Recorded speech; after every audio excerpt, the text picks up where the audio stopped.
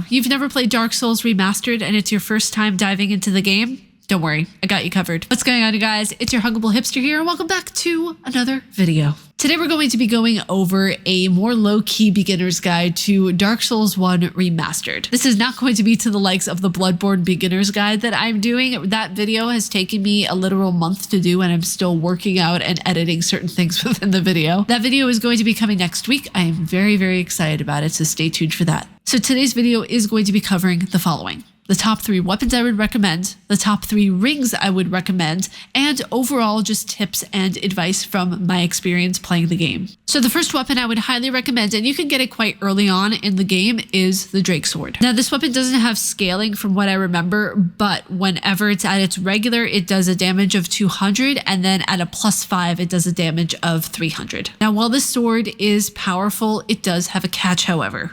The incremental increase in damage isn't all too worth it. At a +5, you're getting only 300 damage output, which is like, that's really meh, honestly. It's really kind of mid. This, with also the lack of any scaling, makes it kind of, why am I even putting this on my list? But early on in the game, it's really, really useful because a lot of the enemies are super weak in the beginning of the game. Since the sword is in the Undead Burg, it is very easy to obtain early on in the game, but a word to the wise, change it up a little bit when you get further into the game because, like I said, there's no scaling. The damage output, absolutely heinous when you get to much more difficult bosses. But having this in the beginning of the game when you're going through starter enemies and bosses, really nice. The next one I would highly recommend because this is just an iconic Souls piece. I don't know, there was just something about this that made me feel very sentimental about the game, and it made me just love it even more. Now the next one you guys are probably going to ask, Ariel, are you okay? Who hurt you? Smo's Hammer. This is really great, especially if you are a strength build and you want to just fighting cowboy unga bunga your way through the rest of the game. Honestly, it's great. Now, when you just take the weapon as is and you don't upgrade it at all, it does a damage of 300. And the strength is at a D. But when you get it to a +5, it's a 450. Now, the strength will still be at a D, but the physical damage doing 450 is pretty nice. It has a strength requirement of 58, so if you are purely a strength build, that is the only way I would recommend this hammer. Now for single hit damage potential, the last one I'm going to mention is probably one of the more powerful ones in the game, and this is the Dragon King Great Axe. And with Dark Souls 1 especially, I didn't see it in Dark Souls 2 for some reason, or maybe I just didn't come across a boss at the time that I could do it with, but when it comes to anything that has like a tail cut with the ability of doing damage to a tail. There's certain enemies that when you damage their tail, you can harvest a weapon from their tail, which is rather unique. This is arguably like one of the most powerful weapons in the game, which is why I put it at number 1. Now, the physical damage when you don't level up the weapon at all is 380. But when you get it to a +5, it's 570. So let's dive into 3 of the rings that I would recommend you have equipped during a playthrough. First off is the Ring of Sacrifice. This one could be a little bit of a pricey one to have fixed, but later on in the game, I would absolutely recommend having this on hand, no pun intended. The ring will break upon death, but you still regain all of the souls that you've collected, which is absolutely beneficial if you're in a pinch and you think, oh my god, I'm stuck, there's enemies, there's hordes, there's things fighting me. You have that ring equipped, you get killed, it will break, and then you still have all of your souls. You don't lose any upon death. Now, there are some rings that you will absolutely 100% need in order to traverse certain areas like poison or lava. I'm not going to dive into those right now. I'm going to just dive into the, the ones that I feel like add something to the playthrough other than the ones that are just like mandatory, like you need this or you will die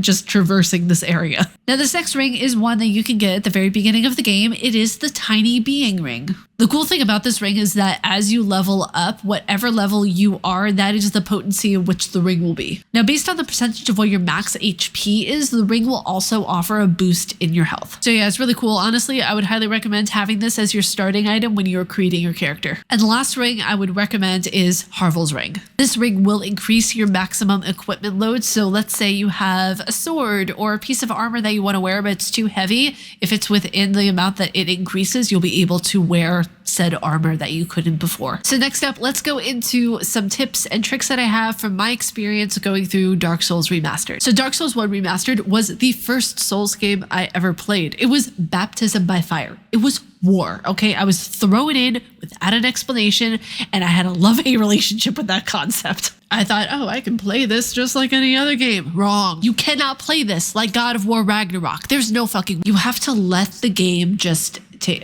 This sounds so weird. You have to let the game take over you, okay? You have to just surrender yourself to the game, basically. Once you play how the game wants you to play, it'll be a lot easier of a time. Don't fight it, okay? Once I realized that the game wants me to play a certain way, it was a lot easier of a time. It was like, just accept it. Right off the bat, I went and I fought the skeletons that are right near the catacombs. Don't do that. Don't learn from my mistakes. Don't do that. So yeah, just at the start of the game, avoid the graveyard. Like when you are in Firelink Shrine, avoid the graveyard. When leveling up your character, vitality, strength, and endurance are going to be 3 of your most important stats to level up. Now, depending on the Souls game, it's going to be incredibly different, but you want to make sure that you have enough vitality to last you throughout the entire game. Vitality is incredibly important in every Souls game. Now, it's really interesting. I didn't try to utilize magic at all until just recently, a few months ago, while playing Dark Souls 1 Remastered on the Nintendo Switch. The only way I ever played Dark Souls was doing a strength build, and that's what I would highly recommend because you get a better opportunity to see what the boss's movements are and how they react to what the player is doing. Another piece of advice I would highly recommend, die a lot. To like have your character die a lot within the boss battle so you can see what attacks the bosses are doing. I've mentioned this in other Soulsborne Academy videos, but seriously, like go around in a circle in the boss arena if it's big enough, and you'll see what triggers a boss to do what attack, and you can bait them into doing certain attacks, and you can see exactly what you have to work with when it comes to certain bosses.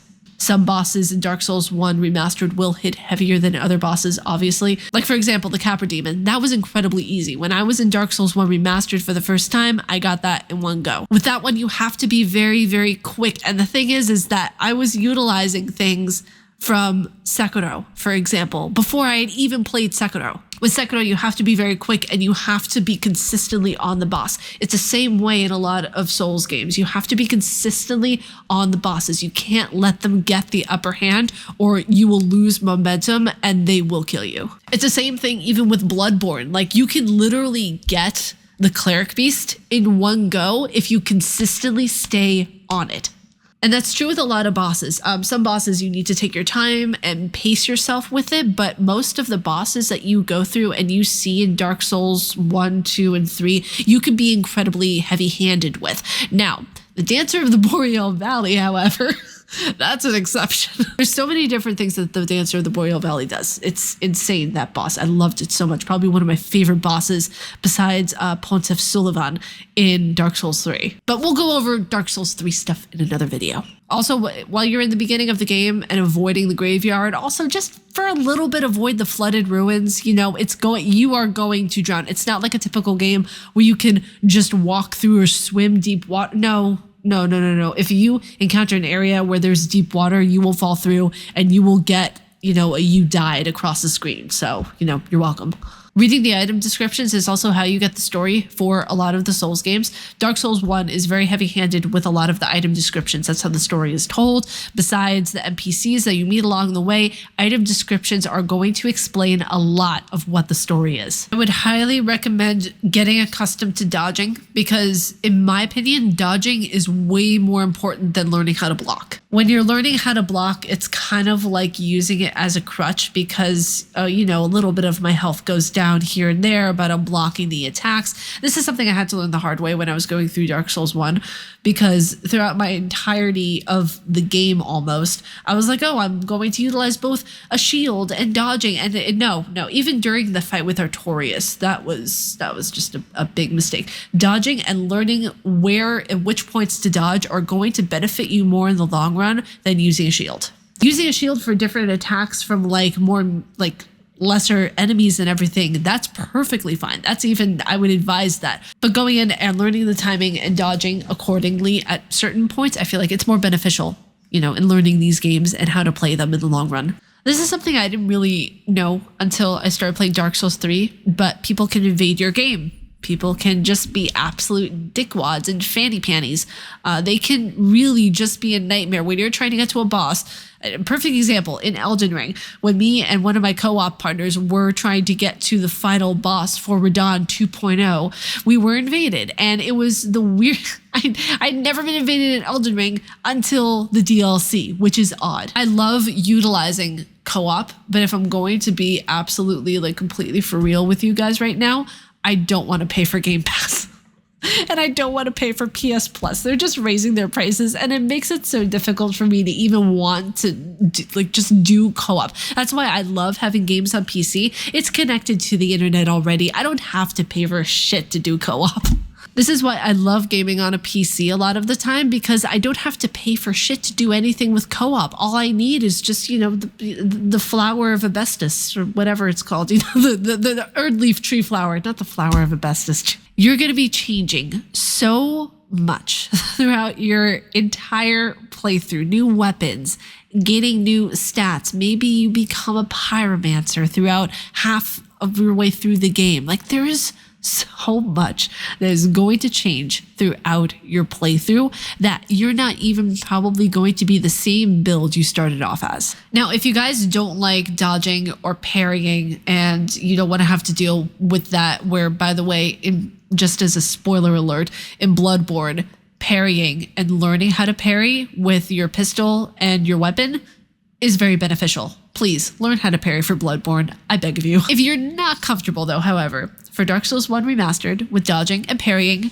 there is another way to go about things. What is poise, Ariel? What is poise? Is it the way you stand? Is it very demure, very cutesy? Poise is a stat in Dark Souls that increases your resistance to being staggered or stun locked. Just imagine your poise, OP. You knock out Artorias like he's just another hollow. It makes things very funny to go through because it makes your just entire existence so annoying.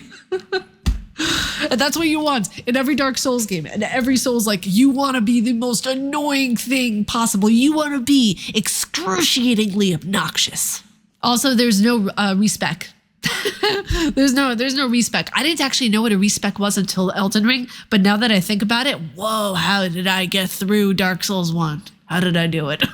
You need to specify your build beforehand, because once you pick a stat and once you hit that little knobbity knob to level up, you're done. That's it. There's no going back. What? No. You know, also, if no one has told you yet, because, you know, you're here, you're watching this because you're about to go into Dark Souls 1 for the first time, get good. I mean it in the most sincere way possible. And that's what a lot of people don't get, is that get good, you are going to hear get good so much. You're going to hear it. So you probably have already heard it and are thinking, why am I hearing that? What does get good mean? It means, like, it's kind of like a big brother, big sister type thing of where, like, they're nudging you, like, get good. You have potential. You know, you are capable of doing so much. Like, you know, supposed to be an encouraging thing, and I feel like along the way, from bad actors, it got turned into something mean and it got turned into something not cool. But for those of us who genuinely mean it from the bottom of our little hollow hearts, sincerely and truly with love, get good. But you guys, that was it for today's video. I hope you enjoyed it, and if you guys like my face and what I do, please be sure to subscribe and hit that bell down below. May you find your worth in the waking world, your hunter. Stay casually nerdy, and I will see you all in the next video. Umbasa.